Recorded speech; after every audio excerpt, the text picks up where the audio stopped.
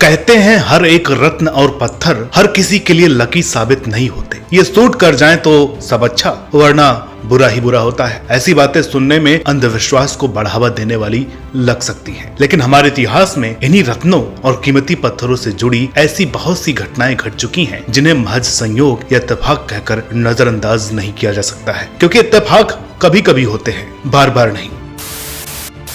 कूह ए नूर यानी कोहिनूर, भारत का वो बेशकीमती हीरा जिसके लिए न जाने कितनी लड़ाइयां लड़ी गईं, न जाने कितने साम्राज्य तबाह हो गए। रोशनी का पर्वत कहा जाने वाला यह डायमंड वर्तमान में यूनाइटेड किंगडम के क्राउन ज्वेल्स का हिस्सा है। अपने भारत से लंदन तक के सफर के बीच यह कोहिनूर न जाने कितने राजाओं और बादशाहों के तख्तोताज की शान बना, तो वहीं उनके साम्राज्यों के विनाश का कारण भी बना। यही वजह थी जो आगे चलकर कोहिनूर को शापित और मनहूस तक कह दिया गया। तो आखिर क्या है कहानी भारत की शान कहे जाने वाले इस डायमंड की? कोहिनूर कैसे और किनके लिए मुसीबत बना जिससे इसे शापित का दर्जा दे दिया गया? कैसे पहुंचा भारत से लंदन और क्यों इसे वहां की रानी के ताज पर ही सजाया जाता है? आज के इस वीडियो में हम ऐसे कई सवालों के जवाब लेकर के आए हैं। साथ ही जानेंगे कोहिनूर से जुड़े कुछ ऐसे इंसिडेंट्स जो आपको झकझोर कर रख देंगे। इसलिए बने रहिए इस वीडियो में हमारे साथ शुरू से अंत तक। नमस्कार, मेरा नाम है अनुराग सूर्यवंशी और आप देख रहे हैं नारद टीवी।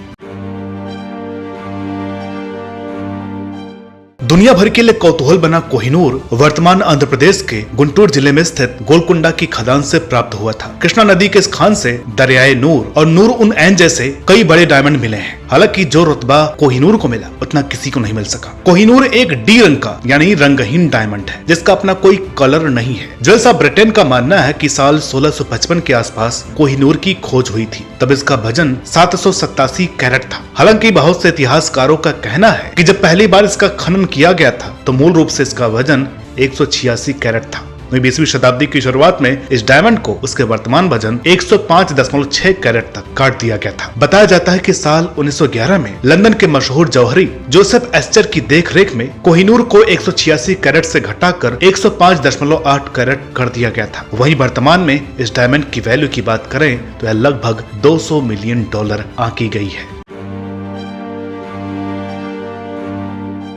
कोहिनूर के बारे में एक मान्यता यह भी है कि इसे समय समय पर तराशा जरूर गया, लेकिन इसका इतिहास बहुत पुराना है। दरअसल भारत के प्राचीन इतिहास में भी कोहिनूर का जिक्र मिलता है। माना जाता है कि कोहिनूर वही डायमंड है जो लगभग 5000 वर्ष पहले सेमंतक मणि के नाम से जाना जाता था। हिंदू कथाओं के अनुसार भगवान श्री कृष्ण ने ये मणि जामोन से ली थी, जिनकी पुत्री जामवंती ने बाद में श्री कृष्ण से विवाह भी किया था। वही एक मान्यता यह भी है कि यह हीरा 3200 ईसा पूर्व एक नदी की तली में मिला था। प्राचीन इतिहास में इस मणि से जुड़ी जो यात्रा बताई गई है वह आकर मध्यकालीन पर ठहरती है। कहा जाता है कि यह मणि पहले सूर्य के पास थी, बाद में उन्होंने इसे कर्ण को दे दिया था। कर्ण के बाद यह मणि अर्जुन और फिर युधिष्ठिर के पास पहुंची। आगे चलकर यह मणि सम्राट अशोक, हर्ष व चंद्रगुप्त जैसे महाराजाओं तक पहुंचा। इतिहासकारों के मुताबिक साल 1306 में यह मणि सबसे पहले मालवा के महाराजा रामदेव के पास रखी गई। इसमें यह भी जिक्र किया गया है कि इस डायमंड को पहचान तब मिली जब साल 1306 में किसी व्यक्ति द्वारा यह लिखा गया कि जो इंसान इसे धारण करेगा वो दुनिया पर राज तो करेगा,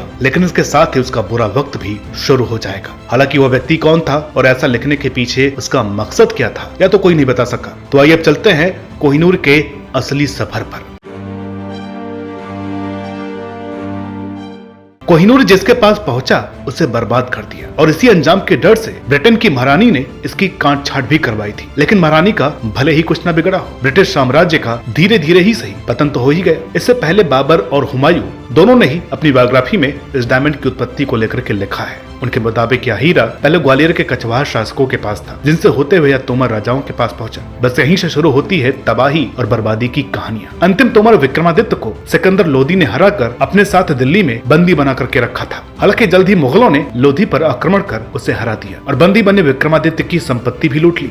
लेकिन इसी बीच हुमायूं ने मध्यस्थता करके विक्रमादित्य को छुड़वाकर संपत्ति के साथ मेवाड़ और चित्तौड़ भी वापस दिला दिया। अब इसे समझौता कहें या मजबूरी कि हुमायूं की इस भलाई के बदले विक्रमादित्य ने कोहिनूर उसे तोहफे में दे दिया। हालांकि मुगलों के पास यह हीरा कैसे पहुंचा इसकी एक कहानी और मिलती है जो प्रामाणिक भी है। बाबरनामा के मुताबिक इस डायमंड को के आसपास ग्वालियर के किसी राजा के पास बताया गया था, जो साल 1300 के आसपास में काकतीय वंश के पास आ गया था। इधर 1320 में खिलजी वंश के अंत के बाद गयासुद्दीन तुगलक ने दिल्ली की गद्दी संभाली और 1323 में अपने बेटे उलुग खान को काकतीय वंश के राजा प्रताप रुद्र के राज्य को जीतने भेज दिया। हालांकि इस युद्ध में पहली बार तो उलुग खान को कड़ी टक्कर मिली, लेकिन उलुग खान ने दोबारा एक बड़ी सेना के साथ फिर से हमला बोल दिया और वारंगल के इस युद्ध में राजा प्रताप रुद्र को हरा दिया। वारंगल की इस जीत के बाद उलुग ने वहां जमकर के लूटपाट और खून खराबा किया। इस लूट में बहुत बड़ी मात्रा में सोने, चांदी व हाथी दांत के साथ ही कोहिनूर हीरा भी शामिल था। यहीं से यह हीरा दिल्ली सल्तनत के उत्तराधिकारियों तक और फिर साल 1526 में मुगलों के आगमन पर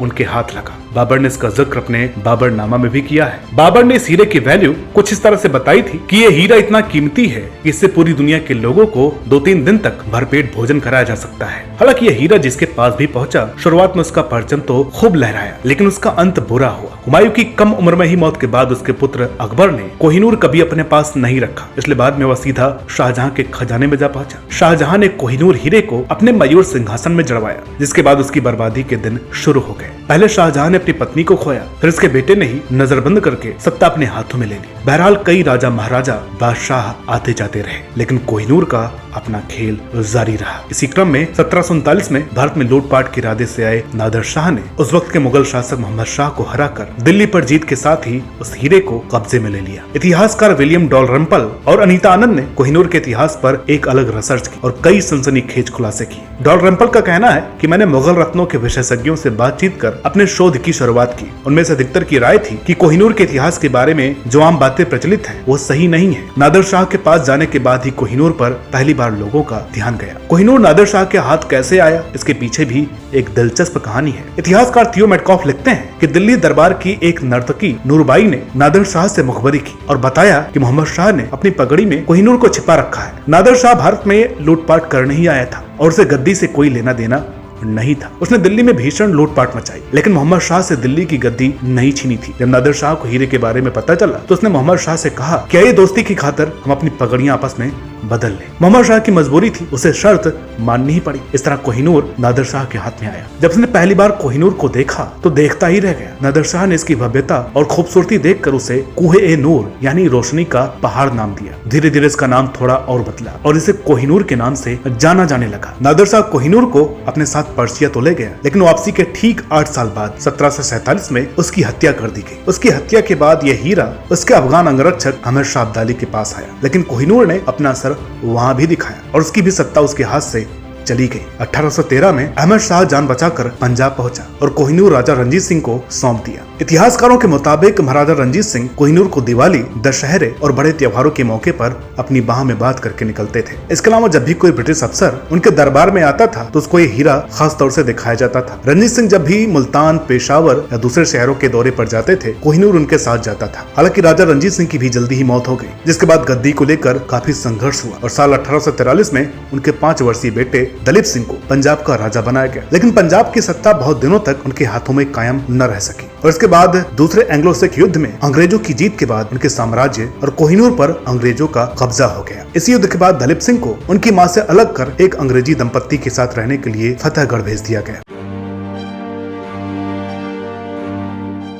इतिहासकारों के मुताबिक हीरे को निकलवाकर जब लॉर्ड डलहौजी के हाथों में रखा गया उस समय उसका वजन 190.3 कैरेट था। लंदन से खास कोहिनूर को ले जाने के लिए आए लॉर्ड डलहौजी ने कोहिनूर को मेडिया नाम के पानी के जहाज में महारानी विक्टोरिया तक भेजने का फैसला किया। कोहिनूर के साथ पानी का यह सफर बहुत ही भयावह रहा, जिससे ये साबित हो गया कि यह शापित हीरा ही है। Kohinoor the story of world's most infamous diamond की सहलेखिका अनीता आनंद के मुताबिक जब कोहिनूर को जहाज पर चढ़ाया गया तो जहाज के चालकों को इसकी भनक भी नहीं पड़ने दी गई कि अपने साथ क्या ले जा रहे हैं। मेडिया नाम के जहाज के इंग्लैंड रवाना होने के 1-2 हफ्तों तक तो कोई समस्या नहीं आई, लेकिन फिर कुछ लोग बीमार हो गए और जहाज पर हैजा फैल गया। जहाज के कप्तान ने चालकों से कहा कि चिंता की कोई बात नहीं है, क्योंकि मॉरिशस आने वाला है, वहाँ में दवाई और खाना मिलेगा और सब कुछ ठीक हो जाएगा। लेकिन जहाज मॉरिशस पहुँचने वाला ही था कि इससे पहले वहाँ के लोगों तक जहाज के बीमार लोगों की खबर पहुँच गई। उन्होंने धमकी दी कि अगर जहाज उनके तट के पास भी पहुँचा तो उसे तोपों से उड़ा देंगे। इधर चालक दल जो हैजा फैलने से बहुत मुश्किल में आ गया था, वह यही मानता रहा कि वो किसी तरह इंग्लैंड पहुँच भर जाए। इतना ही नहीं, रास्ते में उन्हें एक बहुत बड़े समुद्री तूफान का भी सामना करना पड़ा, जिसने करीब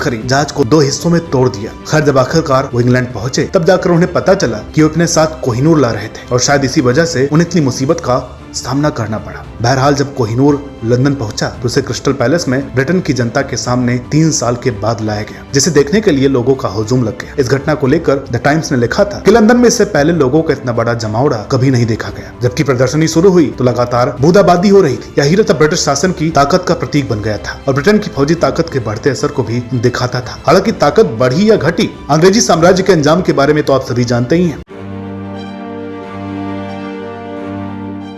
इतिहासकारों और सरकारों द्वारा यह भी दावा किया जाता है कि रणजीत सिंह ने खुद को पंजाब का महाराजा घोषित किया था और साल 1839 में अपनी मौत से पहले उन्होंने एक वसीयतनामा लिखवाया था, जिसमें उन्होंने कोहिनूर हीरे का जिक्र किया था। इस वसीयतनामे के मुताबिक कोहिनूर को उड़ीसा के पुरी में स्थित प्रसिद्ध जगन्नाथ मंदिर को दान किया जाना था, लेकिन ऐसा नहीं हो सका। 29 मार्च 1849 को जब लाहौर के किले पर अंग्रेजों का कब्जा हो गया था तो पंजाब को ब्रिटिश भारत का राज्य घोषित कर दिया गया। इस दौरान एक महत्वपूर्ण संधि पर हस्ताक्षर हुआ, जिसमें लिखा था कि कोहिनूर नामक रत्न जो शाह शुजा उल मुल्क से महाराजा रणजीत सिंह द्वारा लिया गया था, लाहौर के महाराजा द्वारा इंग्लैंड की महारानी को सौंपा जाएगा। इस संधि का incharge governor general Lord Dalhousie को बनाया गया था, जिसकी नजर पहले से ही कोहिनूर पर थी। इस संधि में डलहौजी ने अपनी शिक्षा को शामिल किया था। इस संधि के बाद डलहौजी ने 1851 में महाराजा रणजीत सिंह के उत्तराधिकारी दलीप सिंह द्वारा महारानी विक्टोरिया को कोहिनूर को भेंट किए जाने के इंतजाम किए। उस वक्त महाराजा दलीप सिंह की उम्र 13 साल की थी। दलीप सिंह ने भी लंदन जाकर महारानी विक्टोरिया से मिलने की इच्छा प्रकट की। रानी भी इसके लिए तैयार हो गई। लेखिका अनीता आनंद बताती हैं कि रानी विक्टोरिया को हमेशा बुरा लगता था कि उनकी हुकूमत ने एक बच्चे के साथ क्या किया था। वो दलीप सिंह को दिल से चाहती थी, इसलिए उन्हें उनके साथ किए गए व्यवहार पर दुख था। हालांकि कोहिनूर उनके पास 2 साल पहले पहुंच चुका था, लेकिन उन्होंने उसे सार्वजनिक तौर पर अभी तक नहीं पहना था। उन्हें लगता था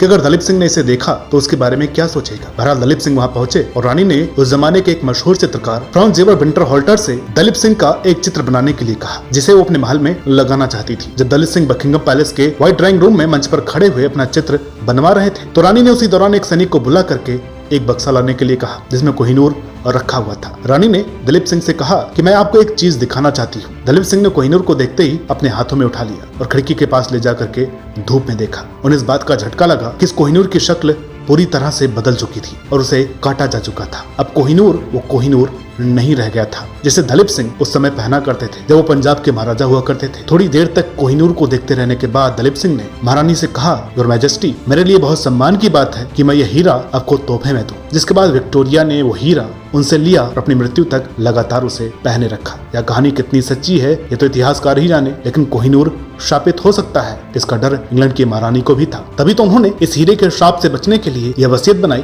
कि इसे केवल महिला ही धारण करेगी। हालांकि कोहिनूर का बुरा असर तब भी कम नहीं हुआ और धीरे धीरे दुनिया भर में फैले अंग्रेजों के साम्राज्य का अंत भी हो गया। हीरे के शापित होने के खौफ से ही महारानी विक्टोरिया के बाद उनके बेटे महाराजा एडवर्ड सप्तम ने कोहिनूर को अपने ताज में नहीं लगाया, बल्कि उनकी पत्नी महारानी अलेक्जेंड्रा के ताज में लगवाया गया, क्योंकि तब तक कोहिनूर के साथ ये खबर फैल चुकी थी कि जो कोई पुरुष उसे हाथ लगाएगा ये उसे बर्बाद कर देगा, लेकिन महिलाओं को इसे पहनने में कोई परेशानी नहीं होगी। बाद में भावी राजा जॉर्ज पंचम की पत्नी राजकुमारी मेरी ने भी इसे अपने ताज के बीच में पहना। हालांकि इसके बाद महारानी एलिजाबेथ द्वितीय ने कोहिनूर को अपने ताज में जगह नहीं दी, इसलिए कोहिनूर को फिलहाल टावर ऑफ लंदन के ज्वेल हाउस में रखा गया है।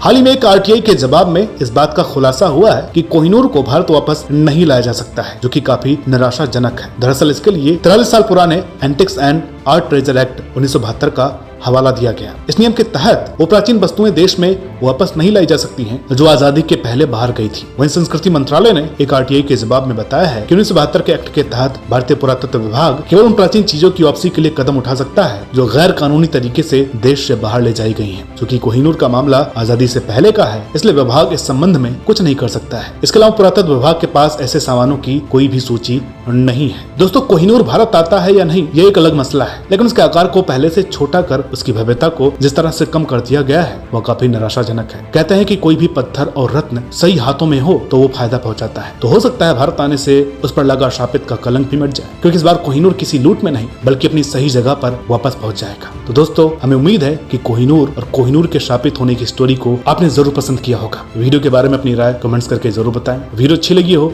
तो प्लीज इसे लाइक करें, शेयर करें।